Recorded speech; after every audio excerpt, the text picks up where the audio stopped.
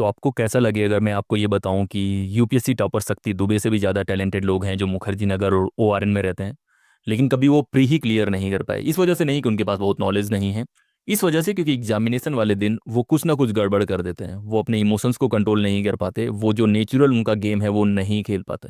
इस तरह बहुत सारे क्रिकेट में भी टैलेंटेड प्लेयर हैं जो बहुत अच्छा खेलते हैं प्रैक्टिस में, लेकिन जब रियल गेम सिचुएशन आती है वो पैनिक कर जाते हैं, उनके साथ कुछ होता है और वो अच्छा नहीं कर पाते। जैसे साउथ अफ्रीका की बात ही करें, वो बहुत बार चोक कर जाता है। तो आज हम बात करने वाले हैं कि एग्जामिनेशन वाले दिन आपको कैसे करना है ताकि आप अपना बेस्ट दे पाएं, जो भी चीज़ें आपको आती है उसको बेस्ट कर पाएं आप। और वो करने के लिए कुछ बातों का आपका ख्याल रखना है। और वो ख्याल इसलिए रखना है क्योंकि साल भर 2 साल तक आपने किसी एग्जाम के लिए मेहनत करी है, और जब मेन बैटल आता है उस दिन अगर आपने सही से प्लान एग्जीक्यूट नहीं करा तो चीज़ें वैसे नहीं होने वाली जैसे आपने इमेजिन करी है।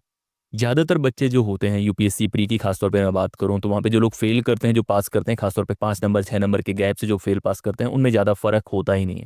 फर्क होता है उस दिन एग्जामिनेशन वाले दिन उन्होंने क्या करा है। बहुत सारे बच्चे होते हैं जिनका निकल जाता है पता नहीं बहुत सारे बच्चे ऐसे होते हैं जो बहुत कम पढ़ के एग्जाम निकाल लेते हैं, क्योंकि एग्जामिनेशन वाले दिन उनकी इफिशियंसी बहुत अच्छी होती है, बहुत कंट्रोल में होते हैं। तो अब जानने की कोशिश करते हैं कि गड़बड़ क्यों होती है। गड़बड़ 3 4 रीजन से होती है। पहला होता है कि आप पैनिक करते हैं, बहुत बार उस इवेंट को बहुत बड़ा बना देते हैं, प्रोसेस पे ध्यान नहीं देते, बहुत ज़्यादा पैनिक कर जाते हैं, क्वेश्चंस खराब हो रहे हैं, कुछ हो रहे हैं, उसको कंट्रोल नहीं कर पाते। तो आपका जो रेशनैलिटी वाला पार्ट है वो पीछे हो जाता है, इमोशनल पार्ट आगे आ जाता है, जो सबसे बड़ी प्रॉब्लम होती है। दूसरा होता है कि बहुत बार आप सही से प्लान नहीं करते। तो उन सारी चीज़ों को टैकल करने के लिए क्यों ना हम एक 5 स्टेप वाली गाइडलाइन बनाएं जो आपको करना ही है अगर आपको वो एग्जाम निकालना है। पहला काम जो करना है, जिसकी वजह से सबसे ज़्यादा बच्चे पैनिक करते हैं, वो है एग्जामिनेशन सेंटर पे सही टाइम पे ना पहुंचना। आप सोचो कि आप 1 साल 2 साल से तैयारी कर रहे हो और एग्जामिनेशन सेंटर आपने ढंग से पता नहीं करा, कितना टाइम लगेगा पहुंचने का वो पता नहीं किया, और 10 मिनट 12 मिनट पहले पहुंच रहे हैं या तो लेट पहुंच रहे हैं। अगर आप लेट पहुंचेंगे तो एग्जामिनेशन का कोई मतलब ही नहीं है, तो साल भर जो आप सही समय पे पढ़ रहे हैं वो तो गया ना पानी में। तो सबसे पहला काम आपको जो करना है, एग्जामिनेशन सेंटर पे एटलीस्ट 2 घंटे पहले पहुंचना है। एटलीस्ट 1.5 से 2 घंटे पहले पहुंचना है। और वो इसलिए नहीं बोल रहा हूँ कि 1 2 घंटे पहुंच के क्या करेंगे, वही तो गेम है कि पहुंच के कुछ नहीं करेंगे।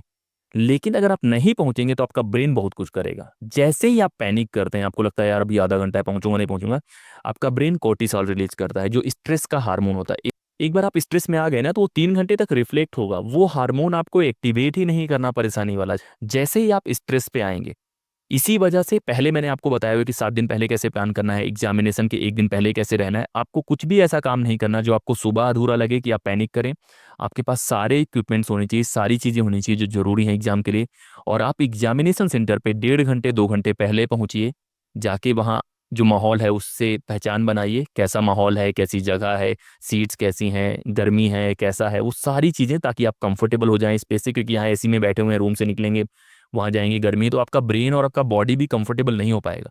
तो आपको 1.5 2 घंटे पहले जाना है। टाइम वेस्ट मत समझो, साल भर आपने पढ़ाई करी है, वो टाइम आपको काम रहने के लिए यूज करना है, पहुंचना है कैसे भी करके। 1.5 घंटे तो मैं बिल्कुल बोलता हूँ। मेरे भाई का एग्जाम था, मैं वहां पे देने गया था, मैं लगभग 1.5 घंटे पहले पहुंच गया था, बहुत लोगों को लग रहा था ऑड है। फिर उसी सेंटर पे मैंने 2 घंटे बाद देखा कि 20 बच्चे ऐसे हैं जो रो रहे हैं बाहर खड़े होकर कि उनको अंदर एंट्री नहीं मिली क्योंकि वो 10 मिनट लेट हो गए। मतलब आप लेट कैसे कर सकते हैं, ये सबसे बड़ा क्राइम है जो बच्चे तैयारी कर रहे हैं। अगर आपके पेरेंट्स और आपकी वजह से आप एग्जामिनेशन सेंटर पे लेट हो रहे हैं, कितनी भी बड़ी वजह हो, तो ये आपकी गलती है, किसी और की गलती नहीं। मतलब साल भर करने के बाद आप बिल्कुल भी कैजुअल नहीं हो सकते। कुछ भी करो, एक दिन पहले जाके एग्जामिनेशन सेंटर देख के आओ, कुछ भी करो, लेकिन लेट नहीं होना, क्योंकि फिर बैटल आप फाइट ही नहीं कर पाएंगे, आप पहले ही हार जाएंगे। तो लेट बिल्कुल नहीं करना, नहीं तो आप स्ट्रेस में आएंगे, स्ट्रेस में आएंगे तो एग्जाम में रिफ्लेक्ट होगा, 2 4 नंबर इधर उधर होंगे, आपका सपना टूट जाएगा। दूसरा काम करना है कि आपको सारे सामान रखने हैं। ज्यादातर बच्चे क्या करते हैं कि जिस दिन एग्जामिनेशन है उसी दिन जाके वहां पे प्रिंट आउट निकालने की कोशिश करते हैं, फोटो को कोशिश करते हैं। यार आपके पास इतना वक्त था, आपको ये भी नहीं पता था कि वहां फोटो लगती है, कौन सा पेन लगता है, कौन सी पेंसिल लगती है, कौन से डॉक्यूमेंट चाहिए होंगे। अगर आप इतना भी प्लान नहीं करते तो इस तरह के एग्जाम आप डिजर्व नहीं करते। क्योंकि वो एग्जाम ही प्लानिंग के बारे में, आप एसएससी करेंगे, यूपीएससी करेंगे, कोई भी एग्जाम करेंगे, वो आपकी एनालिटिकल एबिलिटी चेक करते हैं, रेशनैलिटी चेक करते हैं। कल आपको वॉर में जाना है और आप हैंडल कर रहे हैं एक वॉर सिचुएशन और आप सामान ही लेके नहीं गए जो चीज़ें चाहिए, तो वहाँ तो कंट्री को स्टेक पे लगा देंगे आप। तो आपको सारी चीज़ें, ID card, admit card, pen pencil, जितनी चीज़ें चाहिए सब आपके पास होनी चाहिए, और एक दिन पहले होनी चाहिए, उसी दिन सर्च नहीं करना है।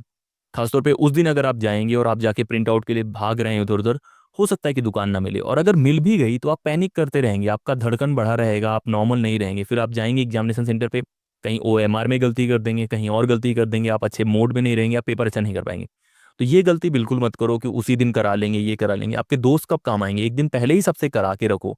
और यही सबसे इंपॉर्टेंट काम है। उस दिन अगर आपने अच्छा परफॉर्म नहीं करा, उस दिन अगर आप पैनिक कर गए, स्ट्रेस में आ गए, तो समझ लो कि गेम ओवर है। तो वो चीज़ें नहीं करनी। आपके पास सारे सामान होने चाहिए और सारे सामान लेके जाओ, एक्स्ट्रा लेके जाओ, और वहां जाओ, रिलैक्स होके बैठो, एकदम कॉन्फिडेंट होके कि बस मैं युद्ध के लिए तैयार हूँ, मेरे पास तलवार है, मेरे पास सब कुछ है, बस जाऊंगा, युद्ध करूंगा। उसमें 20 तो और टेंशन लेने की जरूरत नहीं। उस दिन सारा फोकस होना चाहिए कि आप एग्जाम में जो सवाल आएंगे उनको कैसे हैंडल करेंगे। कि आप ये हैंडल करेंगे कि एडमिट कार्ड कहाँ से निकालूंगा, फोटो कहाँ से निकालूं, फोटो ये वाली वो वाली पहले ही चेक करो। इसीलिए एडमिट कार्ड पहले ही मिलता है, सारी चीज़ें पता होती हैं कि क्या होने वाला है क्या नहीं होने वाला। तो दूसरी मिस्टेक ये आपको नहीं करनी। तीसरा काम जो आपको नहीं करना, मान लीजिए कि आपने दोनों चीज़ें सही करी, सुबह जल्दी पहुंच गए, आपके पास सारा सामान है। तीसरा काम, वहां पे जाके गूगल नहीं करना है, नए टॉपिक सर्च नहीं करने। यार अभी तक 3 साल, 2 साल, 1 साल आपने पढ़ाई करी है, वहाँ 10 मिनट आधे घंटे में आप क्या पढ़ लेंगे। मतलब ऐसा कि आपके अंदर ज्ञान प्राप्ति हो गई कि वहाँ जो सर्च करेंगे वही एग्जाम में आएगा। और सारे एग्जाम में अगर मैं बातें करूँ, यूपीएससी बाकी एग्जाम में, तो वहाँ मार्जिन बहुत होता है। आप 50% क्वेश्चन भी एकदम सही कर देंगे तो आपका सिलेक्शन हो जाएगा। तो एक क्वेश्चंस के लिए पूरा का पूरा पैनिक बटन मत दबाओ, कुछ भी नया सर्च करने की जरूरत नहीं, कुछ भी गूगल करने की जरूरत नहीं है। और वहाँ पे बहुत तेज लोग आते हैं, वो जानबूझ के ऐसे टॉपिक छेड़ते रहते हैं कि कोई दूसरा उनको सुन के कंफ्यूज हो जाए कि यार ये टॉपिक कैसा है, वो टॉपिक कैसा है। वहाँ पे अलग अलग माइंड गेम होते हैं, क्योंकि उन्हीं से आपका कंपटीशन है। तो कोशिश करो कि एक झुंड से दूर बैठो, अकेले कहीं पेड़ ओड़ हो वहाँ पे बैठ के सुकून से रहो, वॉक करते रहो। अगर आप चलते रहोगे तो आपका ब्रेन सही से वर्क करता रहेगा। शांत रहो, पानी पियो, और सही न्यूट्रिशन के साथ वहाँ जाने की कोशिश करो। हल्का खाओ, बहुत ज़्यादा मत खाओ कि वहाँ जाके नींद आए। लेकिन नया टॉपिक सर्च नहीं करना है, बिल्कुल नया टॉपिक को उसके चक्कर में नहीं पड़ना है।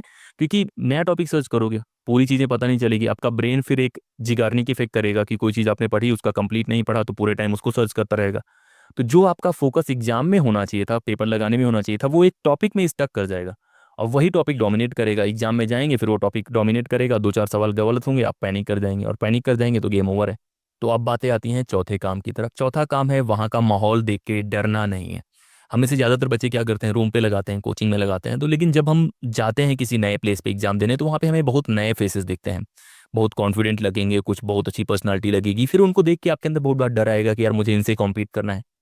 अब इसको आप दो तरीके से देख सकते हैं। एक तो आप डर सकते हैं कि यार इनसे कॉम्पीट करना है, दूसरा बोल सकते हैं अच्छा इनसे कॉम्पीट करना है। तो आपको एक अच्छे माइंडसेट में रहना है। मतलब आपने 6 महीने साल भर अगर पढ़ा है, तो आपको होना चाहिए ना कि यार अच्छे लोगों से बैटल है। अब टीम इंडिया खेलने जा रही है नामीबिया से, टीम इंडिया खेलने जा रही है ऑस्ट्रेलिया से, तो ज़्यादा एडवेंचरस ये है कि आप ऑस्ट्रेलिया को बीट करें, पाकिस्तान को भी। वैसे ही है कि आपको अगर लग रहा है कि ऐसे लोग हैं, तो उनसे कॉम्पीट करने का एक अलग मजा है। तो आपको उस माइंडसेट से जाना है कि डरना बिल्कुल नहीं, और थोड़ा डर भी आए तब भी आपको रखना है, खुद को कहना है कि यार मैं कर जाऊंगा। वो बहुत इंपॉर्टेंट है। वहाँ पे बहुत माइंड गेम होते हैं, वहाँ पे आपको डराया भी जाएगा, वहाँ पे आपको लगेगा यार ये लोग ऐसे हैं, किसी ने 4 मेंस लिखा है, किसी ने इंटरव्यू दिया है, कोई सिलेक्टेड भी है, वो भी बैठा हुआ है। लेकिन इनमें से कोई भी गॉड नहीं है, इनमें से सब इंसान है, इनमें से सब इसी प्रोसेस से गुजरे हैं। और अगर इंसान है तो वो बीटेबल है, उसको बीट किया जा सकता है, मतलब उसको हराया जा सकता है। अगर आप कॉन्फिडेंट हैं, आप अपनी स्किल्स पे यकीन करते हैं, तो आपको ये नहीं डरना कि सामने मिचेल स्टार्क है, मलिंगा है, कुछ है। फिर आप विराट कोहली की तरह जाइए और दिखाइए। अगर आप मलिंगा को 2013 में मार देते हैं, तभी दुनिया आपको जान जाएगी कि ये आ गया बंदा। तो अपना अराइवल दिखाइए वहां पे कि मैं आ गया हूँ और मैं कॉम्पीट करने के लिए तैयार हूँ। तो इस माइंडसेट से जाओगे तो ज़्यादा बेहतर कर पाओगे एग्जाम में। पांचवा काम जो आपको करना है वो एग्जामिनेशन सेंटर के अंदर करना है। पहला काम, ओएमआर सही से भरनी है, जो बोला जाए उसको सुनना है और फिर भरना है। तुरंत मिलते ही रगड़ने नहीं लग जाना है। एक गलती कर देंगे स्ट्रेस में आ जाएंगे। और मैं बिल्कुल बोल रहा हूँ कि आपको सिर्फ पेपर में दिमाग लगाना है, बाकी जगह दिमाग लगाओगे तो फिर कहीं ना कहीं चला जाएगा। ओएमआर एकदम धीरे भरो, आराम से भरो, आपके पास टाइम होता है।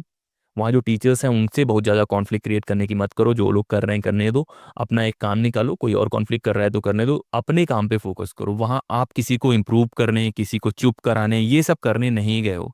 वहाँ पे आप एक पेपर देने गए हो, जिस पेपर के लिए आपने साल भर पढ़ाई करी है। तो ओएमआर से इसे बनना है, टीचर से कॉन्फ्लिक्ट नहीं करना है। जो भी सिचुएशन से पानी उनी लेके बैठो, जो भी अलाउड है वही करो। गेट पे और कहीं भी कॉन्फ्लिक्ट मत करो। अगर बहुत ज़्यादा वो लोग प्रॉब्लम कर रहे हैं तो बात अलग है, नहीं तो कॉन्फ्लिक्ट करने की जरूरत नहीं है। फिर एग्जामिनेशन जब देने बैठ जाओ, शुरू में बहुत सारे सवाल होंगे जो नहीं आएंगे, बहुत लोगों को नहीं आते हैं, तो पैनिक नहीं करना। ये मानना है कि लास्ट तक में मुझे कुछ सवाल करने हैं, और जब 1 घंटे बाद आप देखेंगे तो आपको बहुत सारे सवाल आ रहे होंगे। तो पैनिक नहीं करना। जो एग्जामिनेशन सेंटर पे सबसे कम पैनिक करेगा, जो जितना काम रहेगा वो उतना अच्छा कर पाएगा। ज्यादातर बच्चे जो 2 4 नंबर से मिस करते हैं, वो नहीं कि उनको पता नहीं था कि सवाल क्या है। एग्जामिनेशन सेंटर पे बहुत गलत होता है। जब वो पेपर दे के आते हैं तब वो रिग्रेट कर रहे होते हैं, यार कि मैंने ये क्यों गलत कर दिया। तो जो उनको नहीं आ रहा होता वो तो चलो गलत हो जाता है, लेकिन बहुत ज्यादा लोग ऐसे होते हैं जो आ रहा होता है वो गलत होता है। वो क्यों गलत होता है? क्योंकि आप पैनिक कर रहे होते हैं, आपका कंप्लीट कंसंट्रेशन नहीं होता, फोकस नहीं होता। तो ये 5 काम आपको करने हैं अगर आपको एग्जाम सही से देना है, ये बैटल जीतना है, समय पे पहुंचना है, सारे सामान साथ में लेके जाना है, कोई भी नया टॉपिक सर्च नहीं करना है, वहाँ के लोगों से डरना नहीं है, और एग्जाम जब दे रहे हो तो काम रहना है, कॉन्फ्लिक्ट नहीं करना है, अपना काम करना है और अपने काम को आगे बढ़ाना है। तो ये 5 काम आपको करने हैं अगर आप यूपीसी दे रहे हैं, एसएससी दे रहे हैं, कोई भी एग्जाम दे रहे हैं।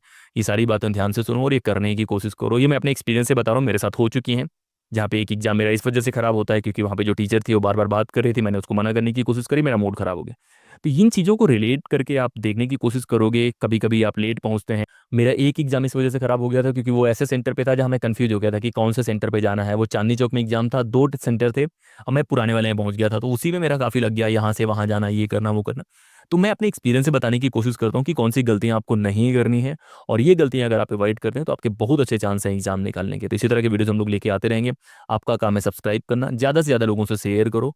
टेलीग्राम और इंस्टाग्राम पे कनेक्ट करते हैं हम लोग, बहुत सारी बातें कर पाएंगे।